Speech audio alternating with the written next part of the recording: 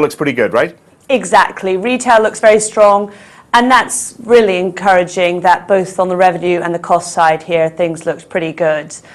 Belgium was also a little bit weaker, but I think given they had such a strong beat on consensus, we can't be too picky. One of the best capitalised banks in Europe. No great surprise that they're making this bigger push now into one of the strongest markets in Europe, right? Yeah, you're right. The capital number was very strong, and it's not surprising that they're looking to expand at a time when a lot of their European competitors are struggling with capital levels. It's still trading on 0.8 times book.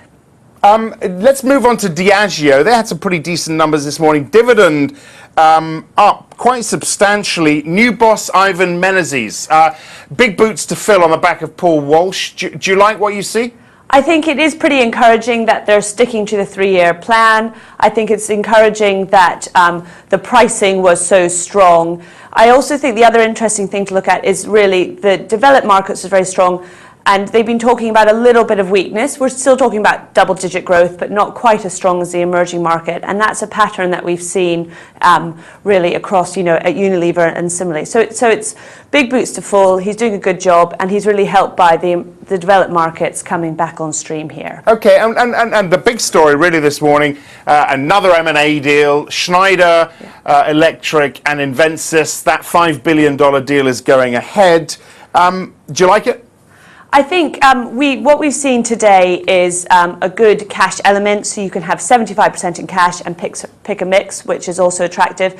But we've also seen the unveiling of some very interesting synergies, revenue synergies, which you're always a bit more skeptical about, but the costs and the tax synergies of 190 million combined look very attractive. And you're seeing really good level of synergies. So I think this might cause some other companies to look at the situation. But I think we're sort of encouraged by how things are progressing here so far and what's been announced today. Is the big M&A momentum back? I think M&A momentum is coming back. I think, corporate confidence is slowly improving. And as I said, as the developed markets come on stream, I think people are going to be looking at things. Because remember, balance sheets of the corporates are in strong positions. So a lot of them have got firepower to make things happen.